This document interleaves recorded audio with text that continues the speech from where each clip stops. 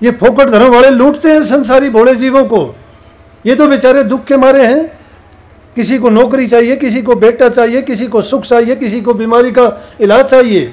ये दुखी जीव जाते हैं उनके पास, और वो फोकट धर्म है। फोकट धर्म पकड़ कर जूझे बूझे ना सबद जुगत पारा। आप सभी को राधा स्वामी।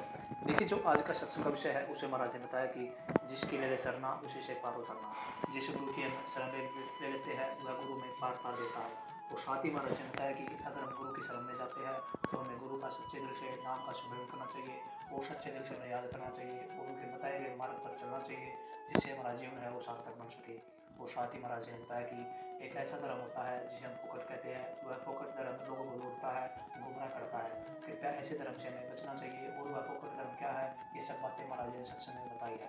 तो चलिए आपका कीमती समय लेते हुए सत्संग को शुरू करते हैं। कृपया सत्संग को पूरा सुनकर पुण्य भागीदार अवश्य बनिए। राधा। तो अमरदास जी की बात थी, मैं आगे उसको ज़्यादा नहीं बढ़ाना चाहूँगा। मैंने यहाँ तक ही उसके बारे में बतानी थी। आगे तो उसको जो तकलीफ हुई वो गुरु की महिमा है। वो गुरु की महिमा जानने के लिए कहने लगा कि गुरु में ऐसा क्या होता है, मैं किसी गुरु को भी नहीं जानता, जाऊँ किसके पास। घर में आके उसी चिंता में लेटा रहा, नींद नहीं आई, पूरी रात गुजर गई उसकी। लेकिन उनके ही पड़ोस में उनके गुरु के घर से जो लहना जी थे, उनकी लड़की उनके भाई के यहाँ शादी की हुई थी। तो वो सुबह सुबह गुरु घर की लड़की थी, शब्द उच्चारण कर रही थी और उसने जो कहा कि भाई सतगुरु के बिना जीवन बेकार है, ऐसा शब्द था कि बलिहारी गुरु आपने दिहाड़ी सत बार, जिन मानस से देवते की करत न लागी बार, जे 100 चंदा उग बया और सूरज चढ़े हजार, ऐता चांदन होंदियार गुरु बिन घोर अंधियार। जब ये वाणी उसके कान में पड़ी सुबह के वक्त में, ब्रह्म मुहूर्त में देवते लोग भक्तों के लिए दात बांटने के लिए आते हैं। मूर्ख लोग उस टाइम में अपना टाइम गवाते हैं सोने में, और भगत लोग और जो भक्ति करने वाले होते हैं उस वक्त में दात लेते हैं प्रभु से। उस शांत वातावरण में उसको ब्रह्म मुहूर्त कहते हैं। वो ब्रह्म मुहूर्त में देवताओं का वास होता है, वहाँ राक्षसों का पैरा खत्म हो जाता है। इसीलिए मनीषियों ने, ऋषियों ने, संतों ने, महात्माओं ने ये कहा कि ब्रह्म मुहूर्त में सो के जागे, कर स्नान भजन में लागे। ब्रह्म मुहूर्त में जो सो के आदमी शरीर की थकान खत्म हो जाती है, और ब्रह्म मुहूर्त जो देवताओं का समय होता है उसमें बैठ के अपने इष्ट का ध्यान लगाता है, उसको उस वक्त में 1000 गुना फायदा मिलता है। तो उस वक्त में जब वो लड़की स्नान करके और सुबह ये शब्द उच्चारण कर रही है, और उसमें जब आखिरी वाणी का ये श्लोक उसके कान में गया कि भाई 100 चंदा उग बिया, कि 100 चंदा भी उग जा, और सूरज चढ़े हजार, कि हजारों सूरज आकाश में उग गए, और इतना चांदन होंदिया कि इतना चानना भी हो जाए तो भी बिना गुरु के अंधियार है।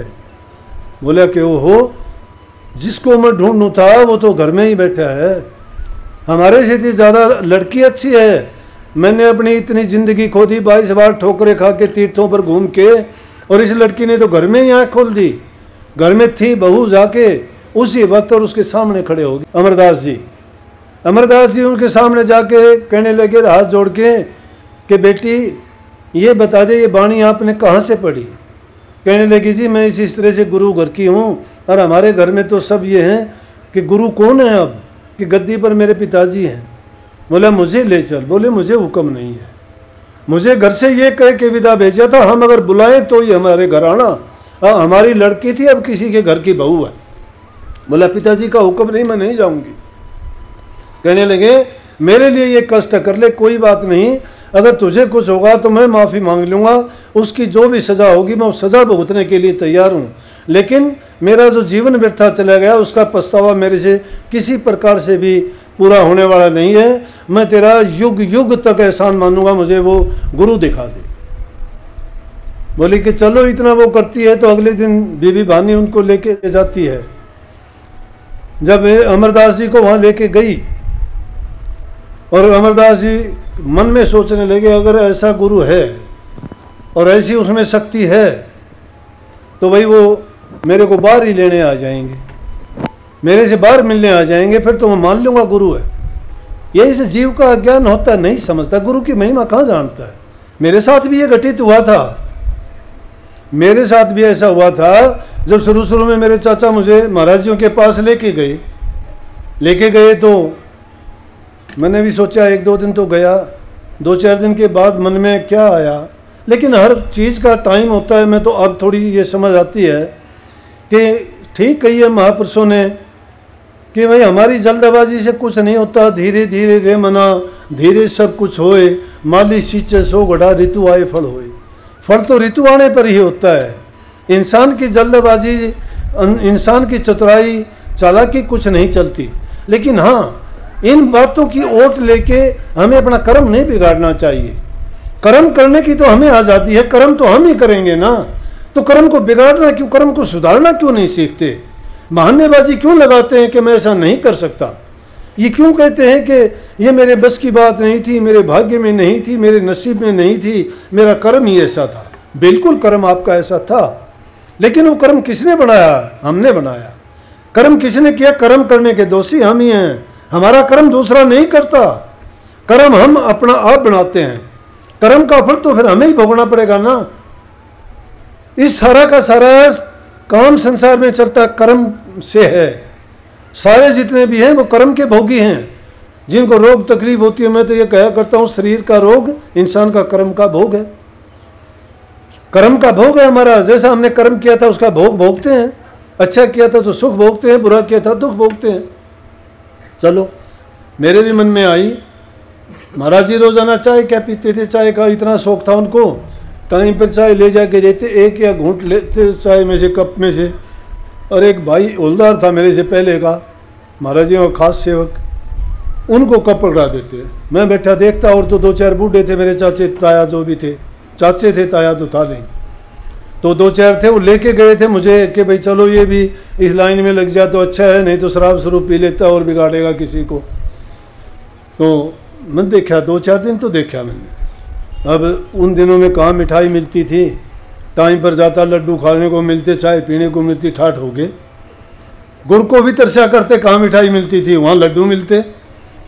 तो जहाँ अच्छी चीज़ मिलती है, आदमी को इज्जत सम्मान मिलता है, सुख मिलता है, सब जाएंगे वहाँ। जहाँ इंसान की बेइज्जती होती हो, जहाँ इंसान को बुरा भला कहा जाता हो, जहाँ इंसान का इज्जत सम्मान नहीं हो, कौन जाएगा वहाँ? तो संत तो हर जीव की इज्जत सम्मान यूँ देते हैं कि चलो उसको किसी भी तरह से, शाम दाम दंड भेद से, किसी भी तरह से सीधे रास्ते पर तो ले आऊँ कि कम से कम ये इसी बहाने से, कोई मिठाई के बहाने से, कोई इज्जत के बहाने से, कोई किसी बहाने से ठीक रास्ते पर लग जाएं। संत तो उनके जीव के कर्म धोने के बहाने ढूंढते हैं कि किसी भी बहाने से इसके कर्म धो दूं मैं। संत अपना परमार्थ लगा देते हैं जीव के कल्याण के लिए। उनको स्वार्थ नहीं है, लेकिन वो चाहते हैं कि किसी न किसी बहाने से मैं इसका जीवन का कल्याण कर दूं। अगर एक जीवन का भी कल्याण कर दोगे तुम्हें कितना उसका अच्छा फल मिलेगा। हम क्या जानते हैं, अज्ञानी जीवन नहीं समझ में आई। मेरे भी मन में वही बात आई जो आम लोगों के आती है। भाई चाय का प्याला अगर रोज ही को देते हैं हवलदार को, अगर तेरे को दे दें तो मान जाओगे भाई कि संत है, कोई सिद्धि शक्ति है इसमें, नहीं तो कोई बात नहीं। लेकिन क्या हुआ, थोड़ी देर के बाद में क्या देखा, कहने लगे ले भाई मास्टर, मैं मेरी चाय दिया तो नहीं करता, आज तो तेरे को ही दूंगा। चाय का प्याला पकड़ना मुश्किल हो गया मुझे। चाय की तरफ देखता हूँ, मन की बात सोचता हूँ, क्या सोचा तूने, चाय तो मिल गई तुझे, महाब तो तुमको भी बात सोचेगा, वो पता है इनको सारी। फिर भी यकीन नहीं आया मुझे, नहीं आया। वो बात होगी, बहुत खुश हो गया। नीचे आके वहाँ कुछ नहीं बोला, मेरे चाचा थे उनको बता दिया।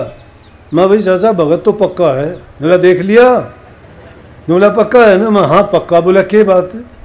मैं बात क्या इस तरह से बात हुई। बोले तो हम तेरे को कहते थे ना, सब जानता है आगे पीछे की। माँ तो आगे तो सोच के रहना पड़ेगा, मन की भी जानते हैं सारी। तो वही बात अमरदास जी की हुई। अमरदास जी गए, लेकिन जब वो लेने के लिए उनको पता लग गया भाई समधी जी आ रहे हैं, तो मैं तो गांव के गोरवे जाके लेके आऊँ।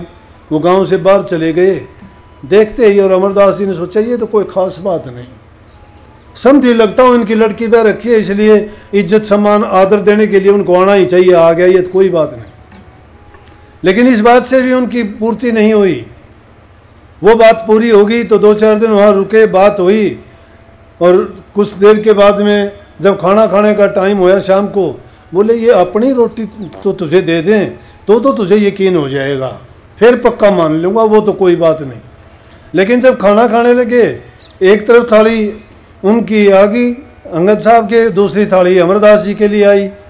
जब अमरदास जी को थाली मिली, खाना खाने लगे, तो गुरु साहब ने उनकी थाली देख के और कहने लगे कि समझी जी मेरी थाली में एक रोटी फालतू, एक आप ले लो।